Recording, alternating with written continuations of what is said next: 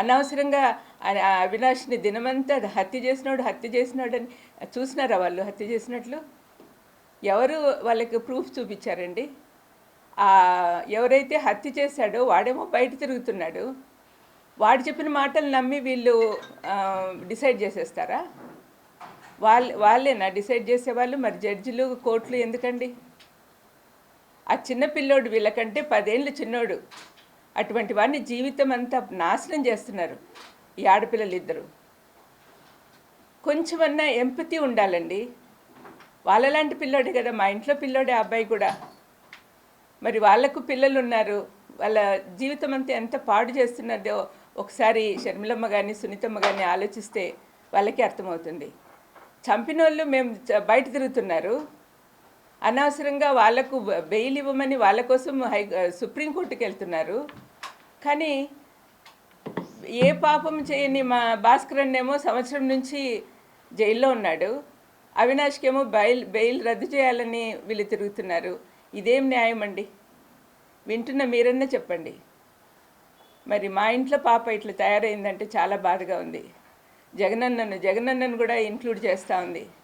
సొంత అన్నయ్యను మామూలుగా శత్రువులందరూ ఒకటయ్యి మన మీద అటాక్ వస్తే మనం ఏం చేస్తాము? ఇంట్లో వాళ్ళందరూ ఒకటవుతాం, మనలో ఉన్న విభేదాలన్నీ పక్కన పెట్టేసి. కానీ దీనికి ప్రకృతి సిద్ధంగా లేదండి. ఇక్కడ అన్నీ వ్యతిరేకంగానే ఉన్నాయి.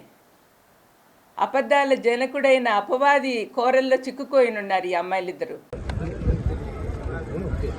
మేము ఆధారాలు లేకుండా మాట్లాడటం లేదు. విమలమ్మ గారు మా మేనత్తే. కానీ మేము చేస్తున్న ఏమైతే మాట్లాడుతున్నామో వివేకానంద రెడ్డి గారి హత్య విషయంలో మేము ఆధారాలు లేకుండా మాట్లాడటం లేదు. ఏమైతే సిబిఐ చెప్తుందో అవే ఆధారాలు ఉన్నాయి అని మేము మాత్రమే ఎత్తి చూపుతున్నాము.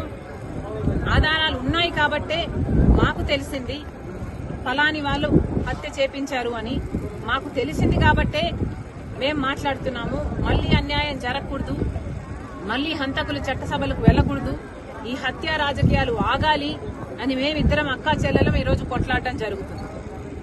విమలమ్మ గారి కొడుకుకి జగన్మోహన్ రెడ్డి గారు వర్క్స్ ఇవ్వడం జరిగింది, ఆర్థికంగా వాళ్ళు బలపడడం జరిగింది కాబట్టే ఈరోజు విమలమ్మ గారు ఆ విషయాన్ని గుర్తుపెట్టుకున్నారు. కానీ చనిపోయింది సొంత అన్నని వివేకానంద రెడ్డి గారు తనకు ఎంత చేశారో అన్న విషయము విమలమ్మ గారు మర్చిపోయినట్టున్నారు. వయసులో పెద్దపడ్డారు, వయసు వచ్చింది, మర్చిపోవడం సహజమే, మర్చిపోయినట్టున్నారు. అందులో ఎండాకాలం కాబట్టి ఇలాంటి మాటలు మాట్లాడుతున్నారు. Please ignore it.